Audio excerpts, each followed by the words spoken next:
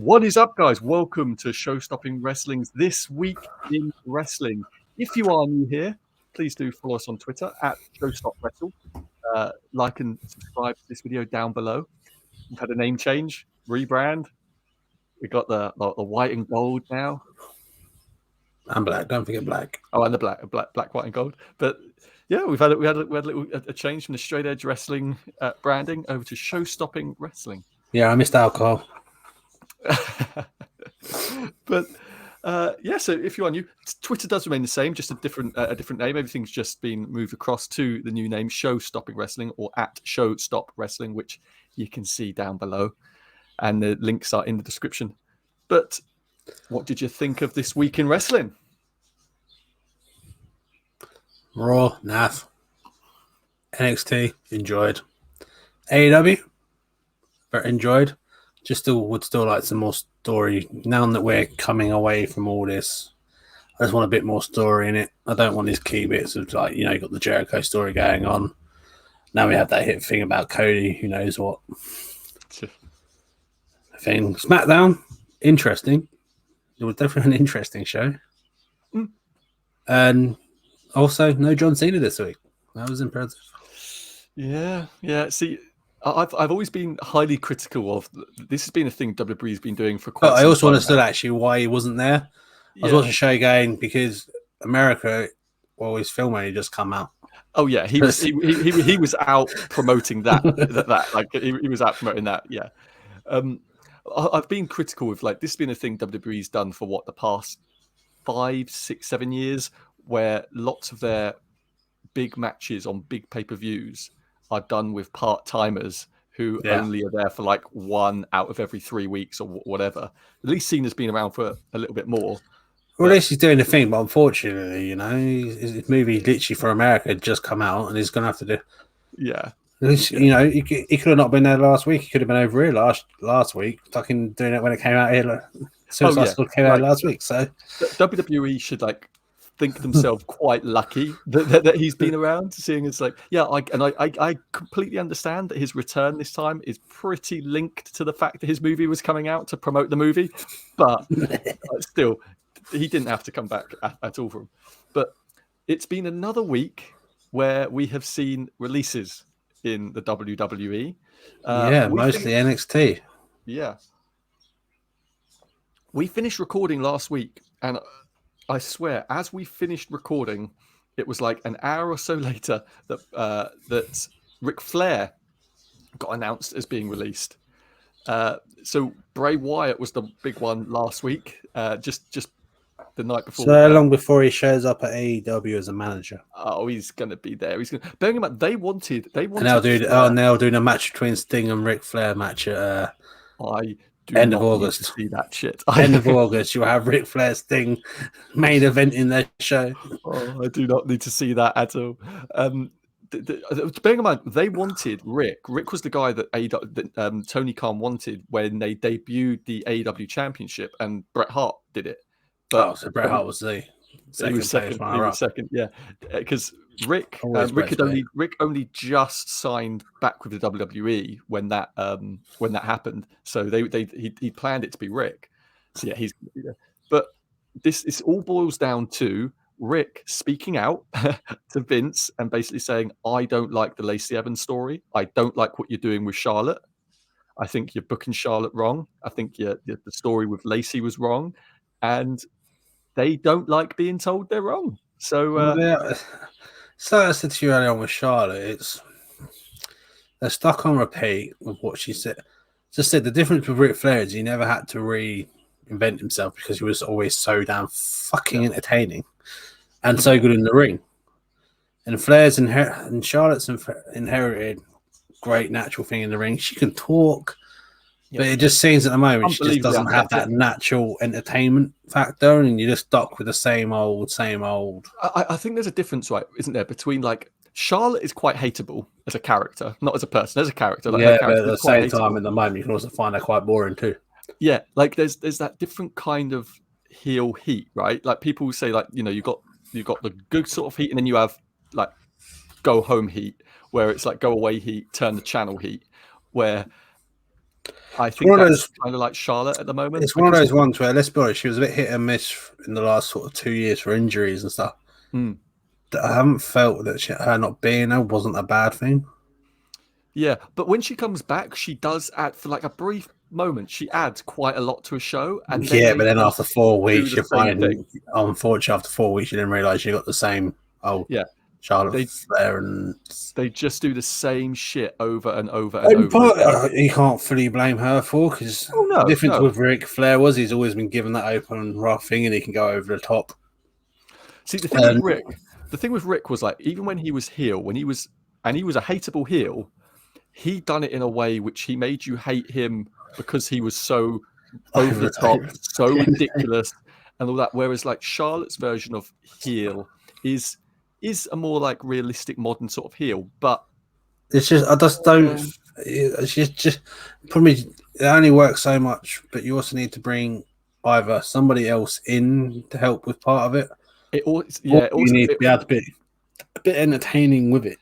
It also does, exactly. That's the thing. It's like Ric was entertaining, so if you hated him, it didn't matter because you just wanted to see what the frick he was going to do. I was waiting for him to have a heart attack in the ring. If I was honest, on the way, elbow drop my freaking elbow drop my fucking elbow dropping his jacket and stuff. Yeah, and doing the running knees and stuff. But yeah, I get Charlotte can't just be a carbon copy of her dad. No one's going to be Ric Flair, but it is like. It's just repetitive. Unfortunately, though, no offense, though, when they say, unfortunately, though, WWE tried to book her like the female carbon copy of her dad. They didn't. Yeah, they didn't. No. Yeah, they thought they were, but they weren't. It's like Ric's one of a kind. He is one of a kind. Charlotte is incredible, and I do enjoy Charlotte, but as you say, she needs someone on the other side of it as well. Like. And let's face it, the WWE main roster, not NXT, because NXT's women's division is amazing. The main roster, women's division. What do you want about? Fucking NXT's fucking roster's being ripped apart right now. Oh yeah, fair enough. But yeah, it has been over the last year, been very, very good. It's been great for the last 2-3 years, if I'm honest. The NXT women's roster. The main roster on the women's division has been kind of lackluster, and like especially like Bayley's now gone. Becky's still gone. Soon as the next Bayley's gone, guess what? Sasha's back. Yeah, and so really you just haven't got much going on. And like you said, that Charlotte needs that perfect partner to I got in saying that though, that's what irritated me a bit this week actually with SmackDown. Any chance you have to suddenly build another female wrestling, they suddenly cutting it right back down. And we must stick with this core certain group. And you're like, Selena Vega is like that. Why didn't she get a women's title shot this Friday? Yeah. We know she weren't going to win it because you've already booked the match at SummerSlam. But then but if you then took that belt away, why did Selena Vega not win the match with Sasha? Whether it was a screw job or not, Selena Vega should have won it because it was a fucking non-title match to lead another story. Also, just on the same note, have you noticed this goddamn thing that WWE started doing with non-title matches with the champion involved? They are all now called championship contender matches. They've been doing this for about pay attention for about 6 weeks now. They've been doing like the promo screen with the championship contender match. It's not a number one contenders match. It's just a championship contender match. Basically, if you're fighting the champion, then it's called a championship contender match. It doesn't mean anything. It's just so weird that they seems as stupid as AEW's ranking system. Yeah, it's one of those things which is just so ridiculous. But anyway, as we alluded to, the releases that happened this week. So I'll run through some names. So, of course, we had some shocking ones in there. Bronson Reed, stupid, which is just insane. Bronson Reed was a freaking North American champion like a month ago, or less than a month ago. You had Bobby Fish was in there. I understand a little bit more through injury prone because you've had less wrestling from him, but they're not thinking like that anyway. No, they're not. Especially as Triple H, they've only just brought him back and they had bits of story for him. So, and he's been part of like one of the biggest groups that NXT's had for a long time. You know what I mean? When he wasn't injured. You had Jake Atlas, which is a shame as well. That's a real shame. Well, yeah, because he was a very good talent. It's just, unfortunately, he wasn't actually used as much as he could have been for NXT. No, he wasn't. And when he was given his chances, he did fucking great with it. I'm very critical of Dave Meltzer, as we know, but Dave made a good point. Like he said, when Jake Atlas signed for NXT, Dave was very vocal about saying that he made the wrong choice. He was like, they're not going to know what to do with you. They're not going to use you. You made the wrong choice. You want to know why, though? They did a good thing, but now a certain wrestler no longer has the Cruiserweight Championship. A lot of the Cruiserweights are something, because I haven't seen the Cruiserweight Championship for a little while. Just disappears, isn't it? Yeah, it's another one of those. Now that certain former Cruiserweight champions are trying to go for North American Championship. Yeah, but have we not said this a million times? Right, this follows main roster to NXT. I hate this shit so much because it's like we said this about the women's tag team championships.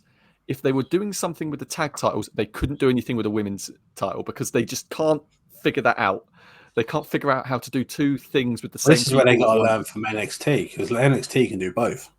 No, that's what I'm saying. It's like NXT is like it does that thing with the cruiserweight as well. It's like they. Well, no, but they would do. I think it depended on who was the champion. But... Yeah, that's what I'm saying. If they want to bring like the cruiserweight guys up into like North American title or anything like that, then they sort of forget about the cruiserweight because sorry, we got to focus on this, and it's like it's WWE thing throughout. No, I think it more depended who the champion was, and because the person who was that champion on that one, when you started going through bits, you actually having both them up, but when well, hang on, let me quickly see if I can find his. But anyway, we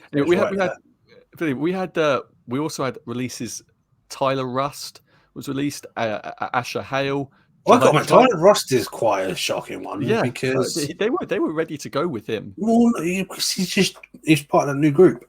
Yeah, they were ready to go. Like he literally posted. Bless him. They were pushing him on his social media like a week or so back. A picture of him and Triple H together, where he was like, this makes up for all of the times I've been told no, blah blah blah. Like it meant the world to him. And within like a month, he was let go. They were like behind him as like the underdog story. They joined the fucking group with Roderick Strong. Yeah, so that I'm assuming, I don't know if that group's done or what, because because the idea is still behind Roderick Strong. The whole point of that group is behind Roderick Strong.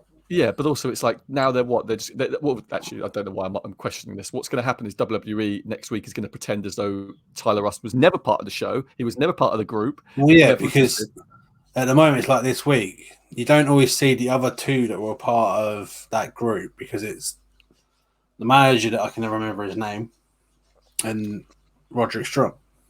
And sometimes you have them all together. But this is the thing with like WWE, they just pretend as though this shit didn't happen. So they're just like, oh no, he was never here, it's fine. So like that's it. Even though he was mentioned last week, he would just not be mentioned this week. And also one of the biggest shockers, Mercedes Martinez. That's stupid because she's the all-round person they've always wanted. Just unreal. Yeah, she's got it all. She's the entire package. So it's just weird. Like I don't get it. I really don't. It made no sense, that one. No. Every time you put her in more involved in the storyline, she kills it. Yeah, and you had Giant Zangier, you had Zachariah Smith, Kona Reeves, Ari Sterling, Desmond Troy. Some of these people were performance center talents, guys who hadn't even managed to make it onto NXT yet. They were hired and training, ready to go up.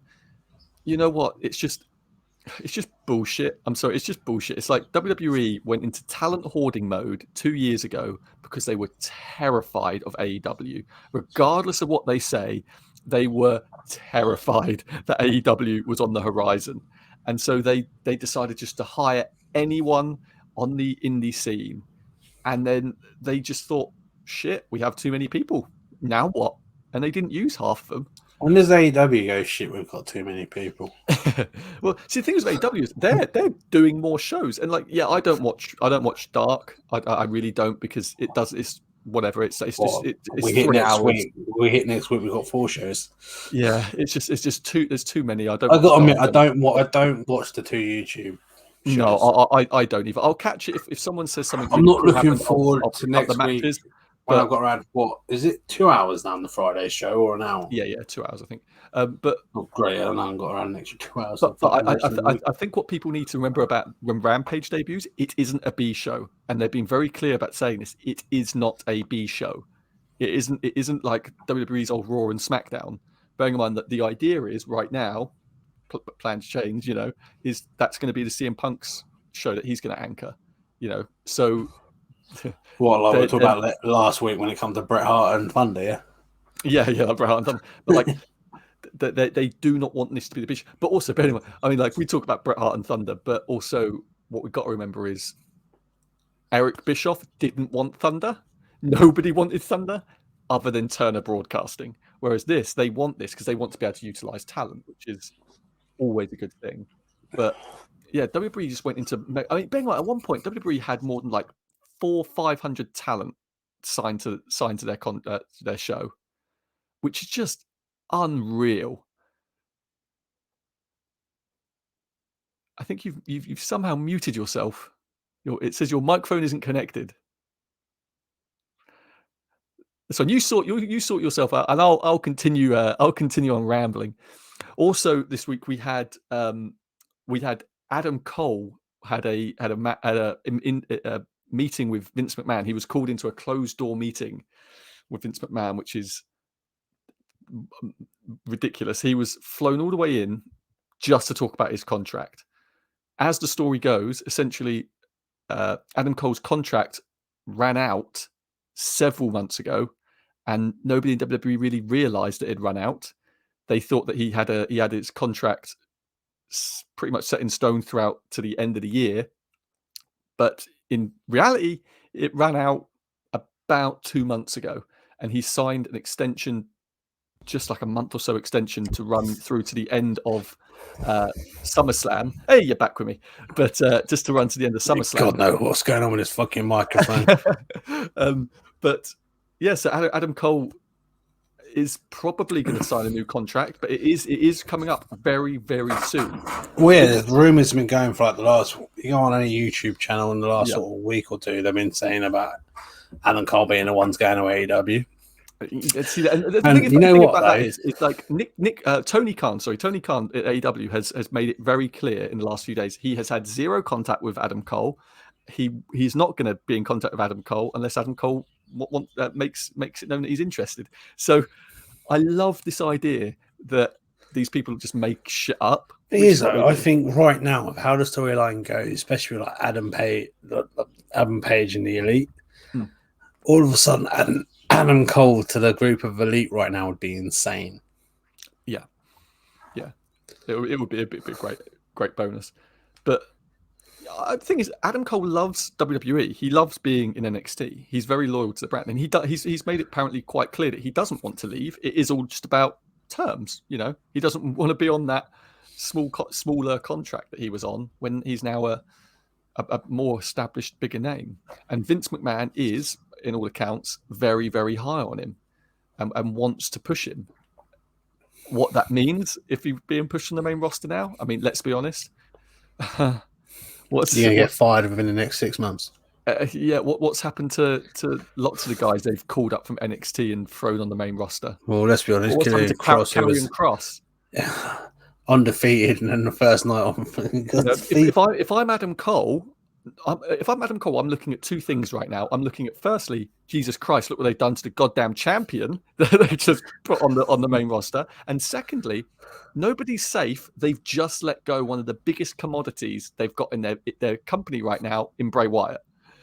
When Fox don't want him on the SmackDown, but they're like that.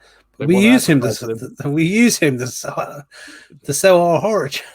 Yeah, they use that image. They use that image so much, and like people they're not happy with it. And it's like, if I'm Adam Cole, I'm looking at it and thinking, is it safe for me here? Have I got a stable job here?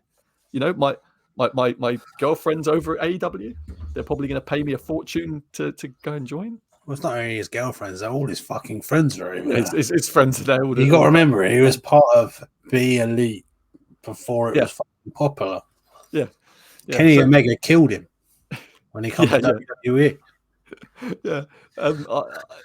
So I think it's gonna be weird. I think he may re-sign with WWE, but honestly, it's like who knows at this point. But I think the fact that Vince McMahon personally flew him out to SmackDown to have a closed-door meeting with him says an awful lot about how he must think about Adam Cole, considering the fact that we've heard how it goes with Vince McMahon, because all of a sudden you can be that hot money making cash in, and all of a sudden you're out the door.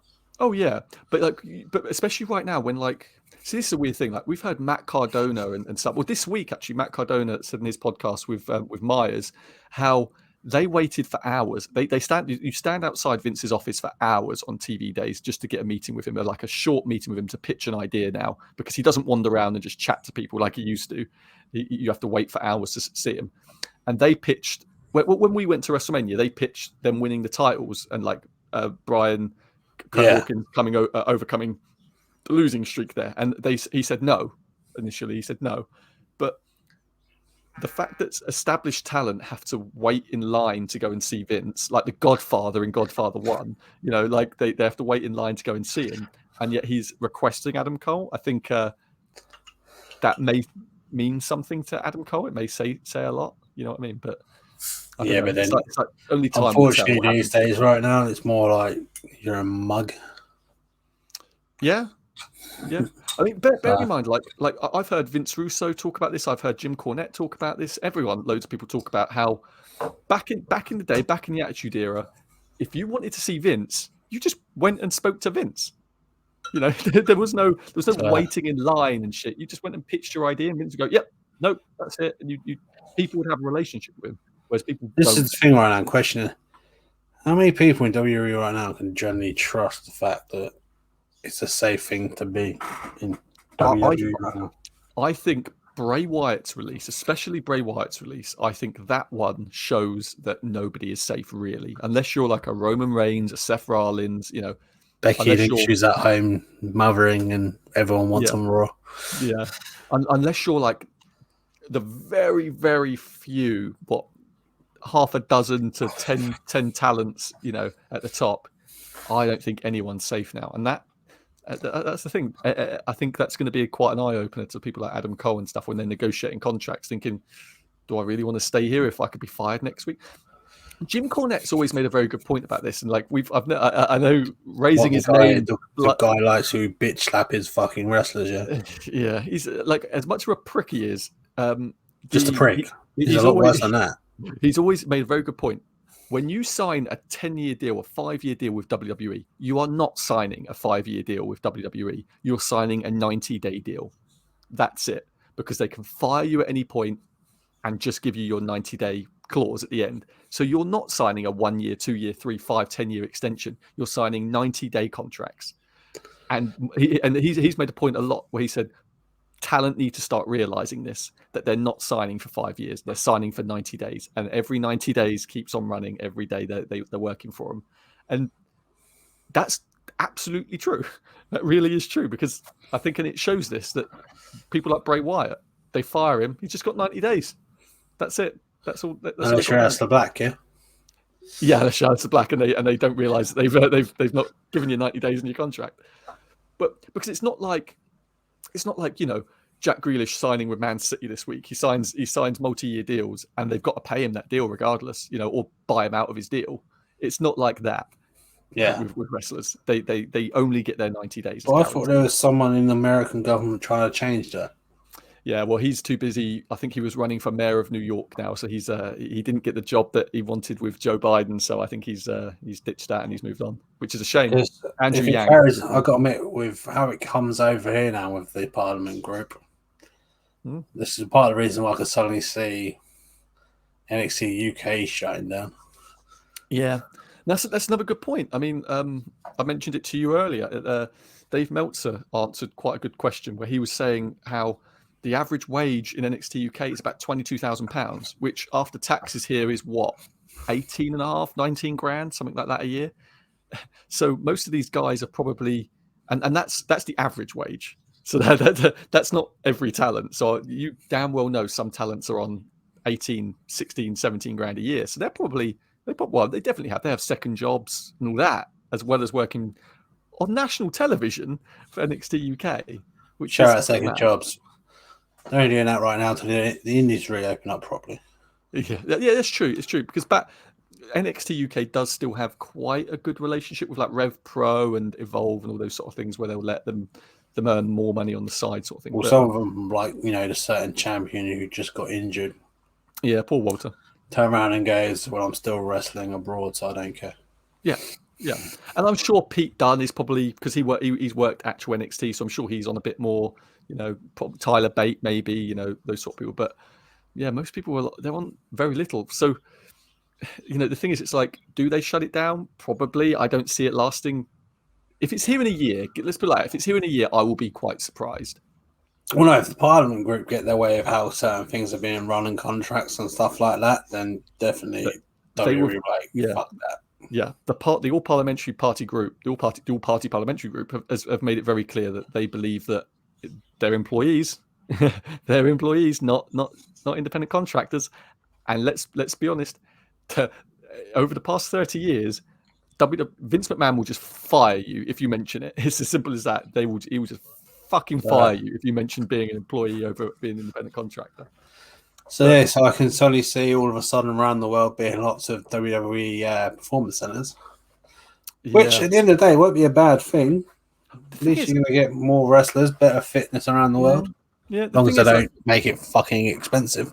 The thing is, that was Triple H's goal, alongside George Barrios and Michelle Wilson, the former vice presidents of WWE, before they were unceremoniously dumped. Before they're the original sackings that then led to. After that, let's bring in Nick Khan, who sacks everybody. Yeah, they were. That was the signal, right? when they fired George Barrios and Michelle Wilson, which is fucking huge. They fired them, and then all of a sudden they went to someone on a completely different tangent, and he just started sacking. It's like what happens. A new person comes in and first thing you do is clear everybody out. Yeah. The problem is he doesn't know the factual first thing about wrestling. That's the problem. No. He's a business guy. He's fully a business guy. He doesn't care about wrestling. It's like, I'm sorry, but having someone who doesn't fully understand much, at least AEW starts. Tony Khan, he's a fan. He's a fan. He gets the business. He knows. Doesn't fully understand the ins and outs of it. But he knows the product. You get people around you that you got all elite who know how to sell. He went and got Dean Malenko. He got Arn Anderson. He got these guys. Yeah, but the problem we were hearing back from them parts for the producers was they weren't really being listened to. Yeah, in the early days. But he filled himself around with the all elite lot. You can sell seats. Knows how to wrestle, knows the in bits, but then they've had to try and bring in other bits about to run an actual show. Yeah, and to be honest, when they did it before Tony come along and it was their dream and Cody was running it, Cody did a fucking fantastic job on those fucking few pay-per-views. Yeah. I mean, that, like, All In was a big deal, and I feel that people forget how big of a deal it was. But yeah, they did. Vince McMahon's approval, and they were pissed because so we could have used you guys. You offered us this stuff, and we could have used it. Shit. Yeah. But anyway, away from news, what did you think of the shows? Just as a whole, what do you think of the shows? Well, Raw's Raw. It's Goldberg was back, and his son has aged 15 years in just a couple of years. I noticed. It was a bit like, holy fuck, the one to the little chubby kid. Isn't it? That was literally my biggest takeaway of the entire show was, hey, Goldberg's son has aged quite a bit. No, my biggest takeaway was getting pissed off with. I know Nikki Cross is loving the things she's doing right. She's enjoying it so much. Fair play. But when they do the segment just before Charlotte comes out and bores me, why in the hell, when she's in the back running back and forwards, do you have to add the zoomy noise? This is like that fucking Braun Strowman train noise. Oh my god, I hate that. I would have been happy with actually the noise being her going zoom and zoom. Yeah, like just have her. That could have been awesome. Superhero in training goes with what she's trying to do there. Oh. But for them to suddenly add the noise, I was like, what the fuck is this? WWE is increasingly just reminding me of a kid's show.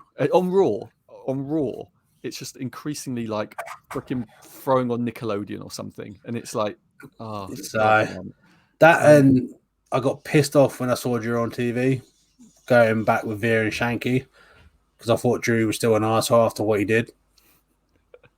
They're towing the line there.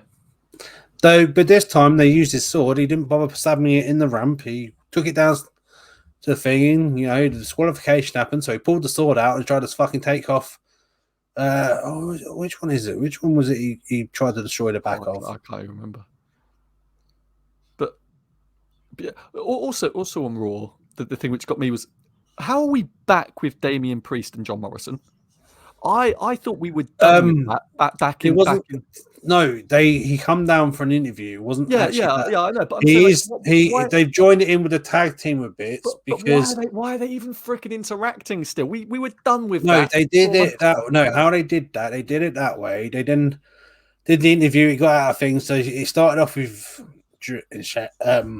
Morrison and Priest, where Sheamus then come down, attacked him. So he then Ricochet, and that's the way it turned into a tag team match. Yeah, but still, I'm saying that why are we? Unfortunately, there was way many two components to get to that final part. Yeah, it's just bollocks. Yeah, it's just ridiculous.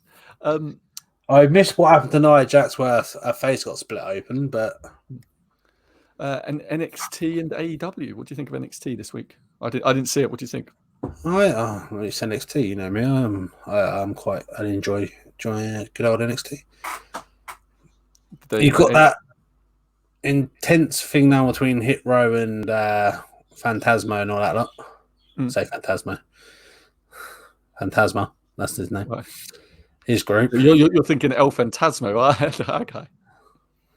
So, and then a few parts through it were a bit simple. You had the grudge match between a man who just got fired and Roderick Strong and that group. Yeah. Do you know what makes me laugh is you said a guy who just got fired. They released these 12 people that I named earlier midway through SmackDown. That was when it was announced, and some of them were due to wrestle on 205 Live after SmackDown. Obviously, it was pre-recorded, but so people who had just been fired then had matches shown on 205 Live after SmackDown. It's just those royalty payments, just ridiculous. So AEW. Obviously, I think the big takeaway from AEW was Malachi Black. I don't know if you can quite go there right now because you still had the big showdown between Kieran Cross and Samoa Joe. Yeah, but do you know what the problem is there? It's like I was just reading the results and stuff, and it's like the problem is there. It's like if you watch Raw, you've got one Karrion Kross, and then you watch NXT, and it's another dude basically. That, and you also missed out on the whole main event of NXT where Love died. Love died. Yep, Johnny Gargano beat Dexter Lumis. Oh. Don't get me wrong, it was a fucking great match. And I liked the bit afterwards as well, so Love's still there, but technically Love died. Love died. But yeah, and then AEW really was basically like a two-match show, let's face it. It was Malachi Black and Jericho. The show in the main event? Yeah, it was like Jericho and Hoovie. And Cody and Malachi Black. Really, that was all that people really cared about. That, and a little bit in the middle of the show is where I suddenly picked back up interest again because Adam Page and the All Elite lot all came together. Yeah, they're getting there. They're getting there. That's a story that I'm numbing the follower right now. And yeah, the Adam Page. They've been. I'll tell you what they have been doing, and we knew it. We knew it 2 years ago when AEW launched.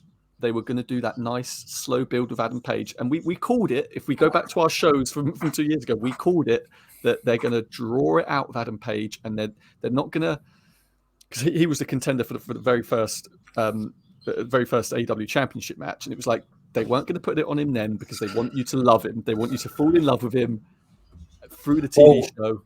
It wasn't so much that, it was the big name right now to help. Yeah, Jericho. Exactly. It was Jericho. So. Yeah. Like lots of the diehards, you and I as well, we were both like, we really wanted it to be Adam Page, but it's like, it should have been Adam Page, but we know in reality the right decision was Jericho because he drew eyeballs. That was never the right decision. Even if he lost the title that very night. Physically lost the title belt. Adam Page was the right decision. And so yeah, they've done that beautiful slow build with Adam Page. But yeah, they opened up the show. You had Jericho and Hoovie. It wasn't the best match. Jericho is very, no very offense. slow now. Everyone's trying to compare it to eventually being like their fucking match back in the original. Oh yeah. How old about as he's made out of he hasn't fucking wrestled in God knows how long. But like, but still, you go over that thing. It was quite a very good match from two people that are actually like 50. It was very good. Well, on the big man, Hoovie wrestles all the time, and Hoovie is still a very good wrestler. Actually, announcers were trying to say that they don't wrestle all the time. Yeah, okay. But Jericho, he's just like he was very bloated. He was very like blown up by the end of it. He was heavy breathing. I'm pretty sure though he's also had a bit of a rough fucking few weeks. Yeah, but also he's not in the shape he was in. Rewind 2 years. He is not in the best shape of his career right now. Actually, no, he's in better shape than he was when he first got back. Maybe a little bit but when he first started with AEW, he was looking good. When he was in New Japan, he was looking good. He's not looking his best right now. Wait till he goes back off on tour again. Yeah, he's going to come back looking fucking dreadful. He is going to look dreadful. But he obviously wins the match doing the move off the top rope. And I'm sorry, but for me, I thought the slip meant if you did the move off the top rope, you won the match. No, I think that you could then pin the person afterwards. Yeah, I think it was that he must hit a top rope move to be able to go for a pinfall. I'm pretty sure how MJF stated it last week. But that's not how they stated it when they opened the match up. They stated it like he had to hit a no. But to be able to I'm sorry, we're all going off what MJF said last week. That you have to do a top rope move off the rope to win the match. That wasn't those weren't the rules that were stated at the beginning of the match, so it's fine. Well, that's fucking stupid. But yeah, so that's not what MJF stated last week for him to win the match. He hit a spinning Judas effect off the top rope, which actually was the best move of the match, which landed freaking perfectly. That's because you've got two veterans in the ring, mate. That's what happens. Yeah, but I mean, you watched the rest of the match, and it wasn't quite so sleek. Well, when you get put through some glass and shit like that the week before, can't blame. Or you come back to me and tell me how well you can perform. You can't blame that. That isn't the sort of match Chris Jericho can do in 2021. It's as simple as that. It's really that isn't his style of match nowadays. Back in 1996, yeah. But Nick Cage is, yeah. Yeah, I mean it basically is. That is basically like Chris Jericho. Nick Cage. I watched an interview with him where he's dealing with one of the guys from over this side of the pond. He's like, "Oh God, no, I ain't never doing another death match ever again," because he's the one who came up with the idea and booked the whole match for itself. And is that I'm not doing. I ain't doing another death match. Yeah, I think Jericho's done like the Stone Cold route, where Stone Cold was like a technician earlier in his career, broke his neck, and then became a brawler. I think Jericho has become that brawler now. I quickly suddenly tell you that I know when you've watched the show. Go on. Well, because you have more to talk about than the other two shows that I just had to talk about myself and then skip to this one. No, I'm only talking about We've gone more over one match right now than we have on anything else right now. And we did on the other two shows. Yeah, but like really, there's only been two things that people really talked about this week, other than the releases, and no one talked about the shows this week, other than the Malachi Black and Cody Rhodes show, match. Well, really, that was. Fuck did I do doing a podcast about fucking wrestling shows? We're not doing we're not doing a podcast about wrestling shows. We're doing a podcast about what happened this week in wrestling, and. Malachi Black and Cody was the match which everyone was talking about this week. 100% online. That was the only thing people really spoke about. Well, yeah, because everyone's on it is that because there's Cody done? Is Cody retired? Yeah. Is he fuck? But letting Malachi Black come in and basically crush him. Well, let's just make fucking Cody Rhodes a bloody match because busted nose. And when he hit him in the back with a crutch, that was bleeding. But yeah, it was good. I like them doing that sort of things. And Malachi Black's entrance was really cool. I love that. AEW's doing well with that shit. AEW's doing really well with that sort of production stuff with entrances. That's 2 weeks in a row now. Where last week they had AEW's also got to start realizing that they're going to have to start doing actual pay-per-views monthly. We said this last week, and it's like I think that they've got to. I think that's a plan they're going to have. We've just had 5 specials. Yeah. You got all this other stuff. Yeah, I think it's inevitable. I think it's inevitable at this point. They've got to start doing this fucking 12 weeks. Get away. Add some of these fucking specials as pay-per-views, for fuck's sake. Yeah. Well, do you know what the thing is? I think people need to stop thinking about pay-per-views as we know them, as we've always known them with WWE, you know, because mainly because also pay-per-views don't exist now, really. Like the name of a pay-per-view just means the homegrown fucking finishing show. Yeah. So I think it's like people need to stop thinking of it as like the pay-per-view business and being like, okay, this is a special show, but a special show shouldn't be followed immediately by another special show. If you're doing Homecoming, like this week, I think it was called Homecoming, right? Yeah. Like if you're doing Homecoming, well, then you shouldn't have another one for 4 weeks. You shouldn't just follow next week with another one. What do you mean? Let's go for a whole month with 5 shows of. Yeah, exactly. Like they need but to. Then all of a sudden we do the new shows where the first week you'll have the normal one, and then all of a sudden the second one's a special. But it's that's fully for CM Punk. Like that one is fully for CM Punk because they'd already planned that and named it as just a normal Rampage, and then obviously the CM Punk stuff started happening, and they changed the name. So it's this is where we find out that their fucking branching one is fucking Daniel Bryan or Triple H suddenly showing up. Triple H, like, fuck you, Vince, firing on my guys. And SmackDown. Well, I couldn't blame him. You know what? If Triple H and his crew from NXT fucked off to AEW, they'd help take fucking NXT to the next fucking level. Let's be honest. You got some amazing bookers in that parking point of it. You got like a Shawn Michaels and fucking Road Dogg, yeah. It's fucking nuts. So SmackDown without John Cena. What's the point in life? Yeah, I don't know. It's just how many times have I got to get disappointed when Cena doesn't show up on SmackDown? It was an okay show. I don't really think anything much happened. I think Edge and Seth Rollins, like Edge's promo and stuff, I enjoyed that. Well, I got to admit, it started a bit slow. You know, Sasha Banks. It was very slow. And all of that, which then led to a pointless thing with Selena Vega at the main, like, co-main event sort of thing. It was... But yeah, I think the biggest takeaway from the show was like Finn. Finn Balor is God. Yeah, they're. I'm so grateful that they didn't squash him. I said last week to you that I thought that my biggest fear was that they were just going to crush Finn on his return, like they did to Karrion Kross and stuff. But no, you know what I quite like? I like the fact that they're still kind of playing off Baron Corbin with his lock so down. I want to know how the story goes because I'm so intrigued by it. Yeah, I'm so into Baron Corbin right now. It's fucking amazing.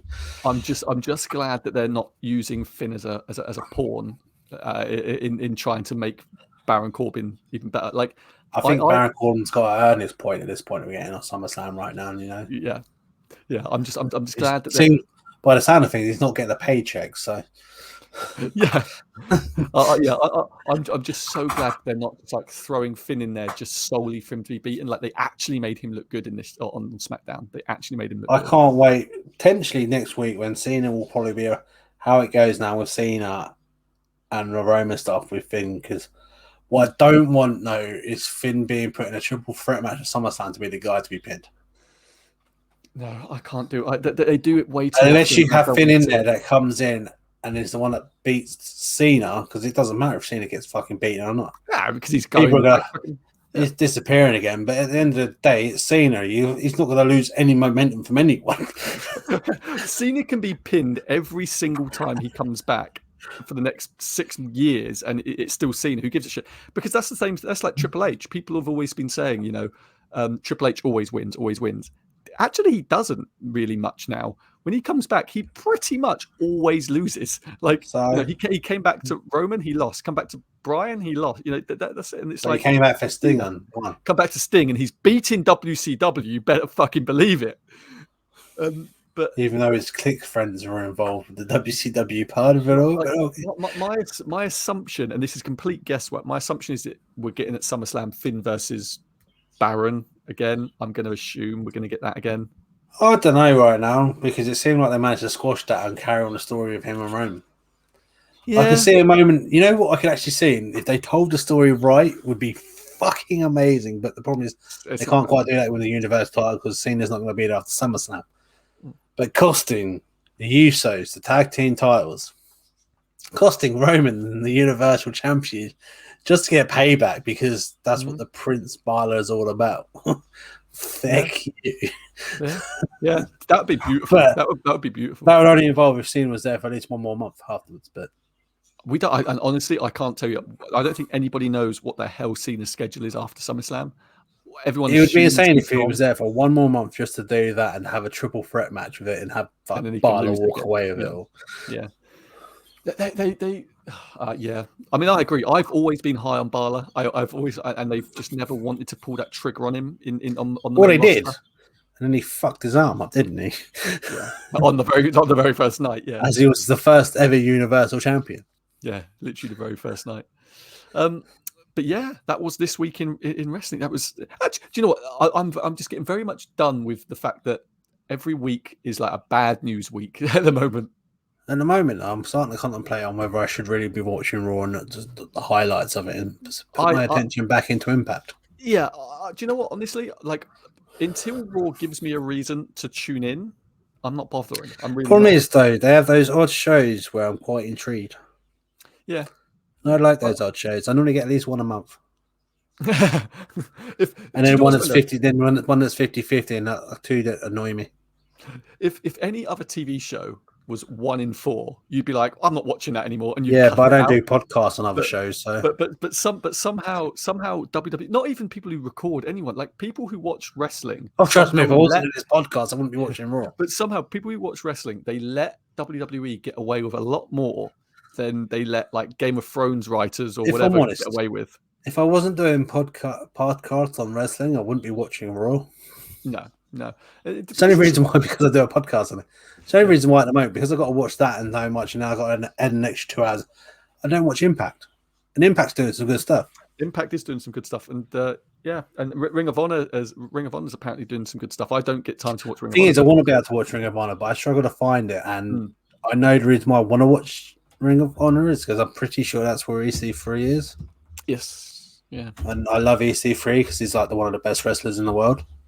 Yeah. Do you know what? To be fair, like there is an awful lot of good wrestling out now again. There really is. Between like, could you imagine actually EC3 right now in WWE, especially like Raw, he'd be running the show right now as champion. Look, we wrestles fucking looks amazing. You say that he was in WWE for a long time, and Vince McMahon fucking hated it.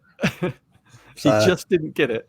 EC3 was just sat in catering for like a year. Well, they just fucking fuming. I kept whinging about him most weeks. They just didn't know how to use him, and that's. Well, it's not hard. Give him a microphone and then put him in the ring. Yeah, that's not happening, is it? But anyway, that was this week in wrestling. Please do head over and follow us on Twitter at ShowStopWrestle. Links are down below to the new name. Please do like and subscribe to us here on this channel, and we will see you next week for another video leading in closer and closer to SummerSlam. We'll see you next week. We are out.